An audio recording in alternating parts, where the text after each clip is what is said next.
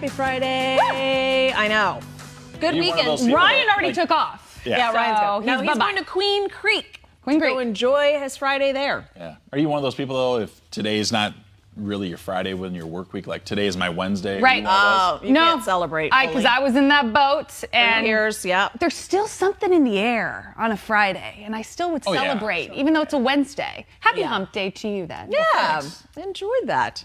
No, I definitely think like once I went Monday through Friday, I finally got it because I worked weekends for so long. Yeah. And then once you're like, oh, I see, this is like a genuine Monday through Friday situation. Yeah. Finally got it. Yeah. A little late. It's still always celebrating a Friday. We're celebrating with you. Great Excited weather. about the weekend. Yeah. I know. Way to make up for last weekend, Mother Nature. Oh, I know. But you know what? It was kind of nice to have a rainy inside day. Those it's are kind so of the rare. sleep-in days where that gave you an excuse to not do the honey-do list or get any chores done on the outside. You just sleep in. Yeah. I think that was First like full day of baseball. That was That's the thing that. that was a I'm punch in sorry. the gut when it came to spring training because we I was went excited. we went to Lolo's Chicken and Waffles for breakfast, and everybody in there, it was jammed, and they're head to toe in their spring training baseball gear. And a lot of them obviously had Probably traveled soaked. from out of town, and they were just like, Major bummer. like it never rains in Phoenix. Well, You get the thumbs up this weekend. and it was like torrential too, on top of it. Yeah. We're looking good. The rain this time is going to hold off till Monday. So you're Do you good. get excited for spring training? I'm not a huge baseball person. I'll go to a game. I went last year, but I'm not like a diehard baseball fan. See, I lived in Florida for 6 years and went to spring training there, and then I went. Obviously, I'm here. I will say this, and I'm not biased towards either state necessarily, but Arizona's got it going on when it comes to spring training. You do not have to travel hours to go to another ballpark. In Florida, because they have awful traffic too.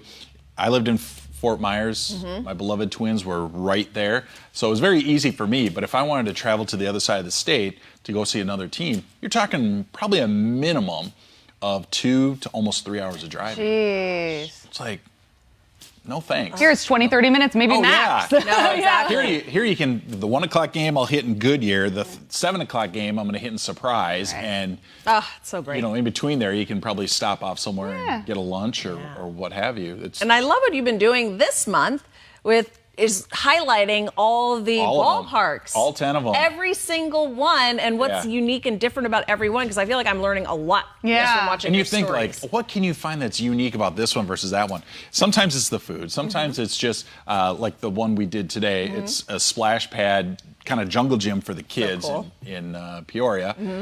You have some that have just really cool features to their stadium. Yeah. Others we talked about. Did the Sod Father. The Sod Father. That was cool. Yes, Roger over there at Camelback. Yeah. That was. I could have interviewed him for 2 hours. Right? He is a character. Got some stories. Yeah. And then you get up close. You talk about getting close to the ball players like you can.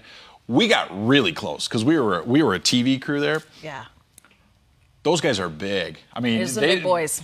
Yeah. Oh yeah, they're in their 20s. I mean, those are when you see a professional athlete, you know they're a professional athlete. I've seen some very up close. Built I know some like personally. Adonises. Yes. Thank you, Lord. Yeah. And if you missed any of these that we're talking about, just go to 12news.com/A-to-Z60. We're compiling all of them, and they'll keep getting added to it. So that is your You link. can find Save it if you haven't seen these, because this is a really nice series that we're doing, and I'm enjoying it. I feel like I'm learning It was lot. a ton of fun to do these. I bet. You look like you were having fun. Oh yeah. I'm at a ballpark. I'm out and it's sunny. Yeah, and I'm in he's Arizona. paid. He's glowing from that sunshine. He's been soaking up that vitamin D. I'm They're getting calling it paid work. to do this. Yeah. So if the bosses are watching, it was a lot of was hard grueling. work.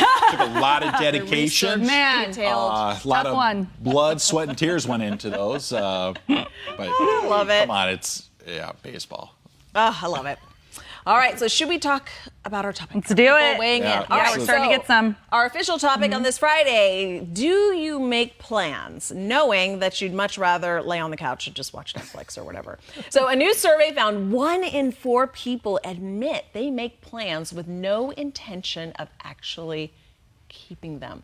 This is, as someone who is an anti-flaker, this really gets under my skin. 1 in 4 is too high. The most common excuses: a family thing came up, I'm feeling sick, a crisis at work.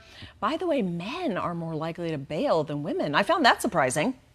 Really? I know. Jamie says what? Well, So we're talking, this isn't just you're someone who's like, oh, you know what, they have the intention of doing it and then they back out. This is someone saying, yeah, I'll make the plans with you, but there's Knowing no way full well. they know right then and there. Oh, yeah, I don't like that. I would much rather have someone just tell me, hey, I'm not interested. Just say no up front. I suppose it depends on. Or what kind of plans would we be talking about? Like, hey, you want to go out get a to drink dinner, later, get a cocktail, or you want to go to this game, or you want to just hang out? Just say no if you don't want to do it. Yeah, Priscilla's same thing. She's like, she feels too guilty faking an excuse, so she's cool with people just, obviously breaking the plans if it's for a legitimate reason, or just from the beginning being like, no, I'm sorry, I don't think I'm going to be able to make it. Michael said that the worst one he's heard is my snake has the flu and I'm running a fever.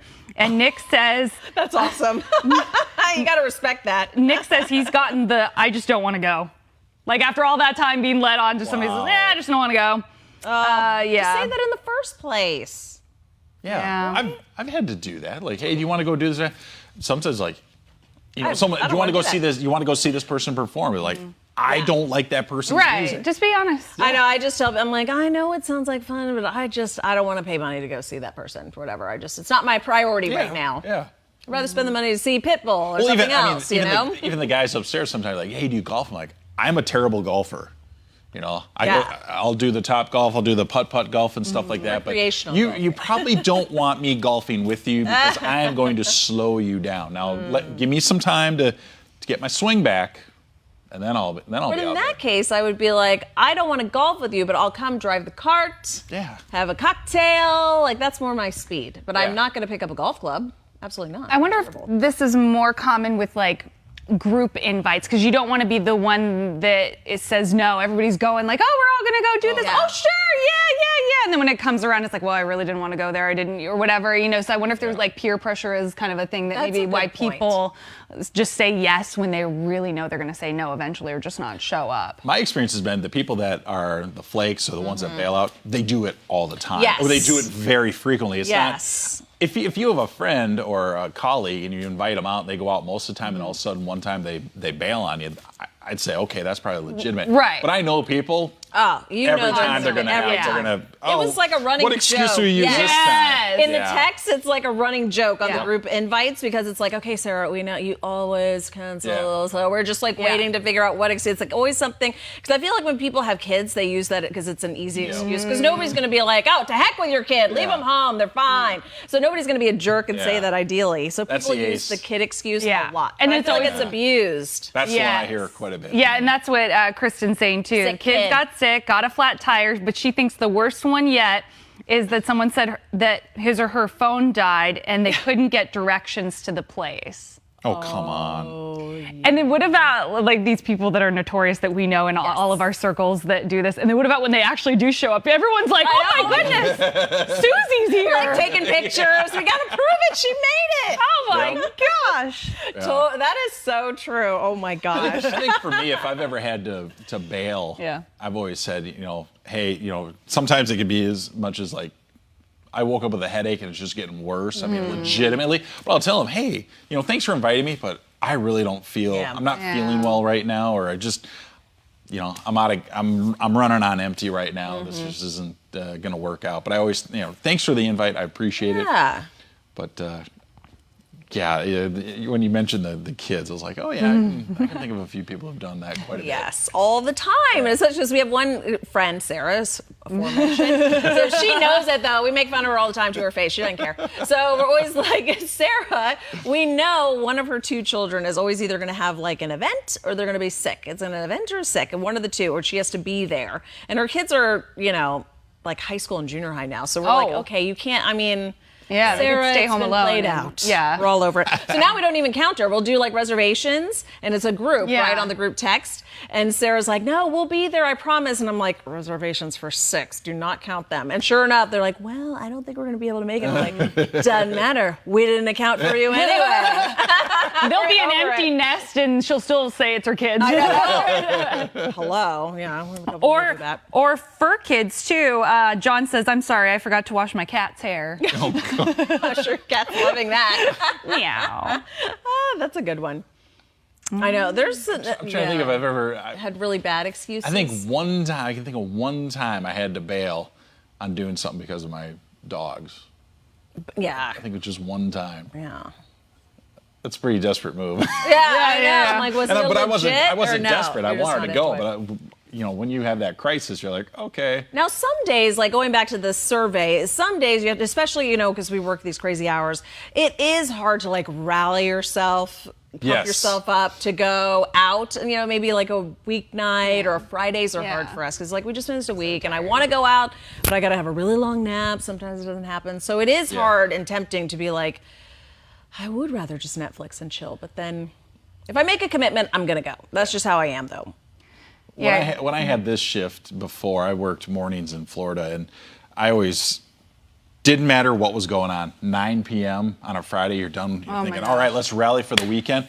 9 p.m. on a Friday, eyes slam shut. Yeah, if you don't get out before then. I could be at your house sitting on your couch, and I would be dead asleep at 9 p.m. And I'd just be like, he works mornings. Yeah, it's hard. By Friday, you're done. Yeah, you've left it all out on the dance floor. Carrie condones it if you cancel, if you at least just give her a heads up. She's saying the worst is the no-show or you don't answer the phone ditch kind of thing, right? Yeah. Oh my just gosh. like ghosting. Just own up to it. Just own up to it. Say, I'm not going to make it. I'm flaking on you, and I apologize. And we the all heads move up. on. We're grown-ups. I agree with that one. The heads up, at least say something. I know, exactly. All right. Should we check some fresh squeezed juice, shall we? Jamie, we're going to make you read this. Okay, move over McDonald's. Ooh, Wendy's has started rolling out its new breakfast menu. But do they turn it off at like 10:30 in the morning like McDonald's does? I hate when they do that. Well, your choices will include items like the Frosty Chino, the honey buttered chicken biscuit. Oh my God, I love honey butter. And the breakfast Baconator. I'm having trouble reading this stuff. I'm drooling. Now I'm up. The menu will be available nationwide on Monday. Interesting. Wendy's getting into the breakfast game. Yeah. I'm actually surprised that they haven't already. I don't eat fast food, so it's a news to me, any fast food thing. But I'm surprised they're not already on the breakfast game already. And referring to Paul Gierke, our Taco Bell expert, Taco Bell was doing the breakfast stuff before Wendy.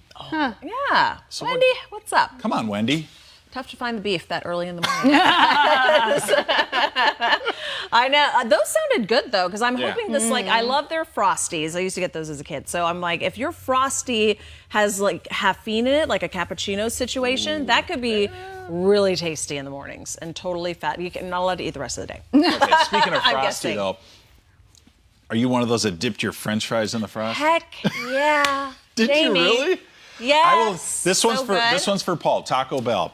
Get these cinnamon twists. Get some sour cream. Which I know it sounds crazy. Gross. You're like sour cream and one of those, the churros, the cinnamon twist. Yeah. Trust me, it'll change your life. Yeah, Oh my gosh. that's good. On that note, Is that our weekend music calling? that means we're heading out to Taco Bell. Have a great weekend. Happy weekend.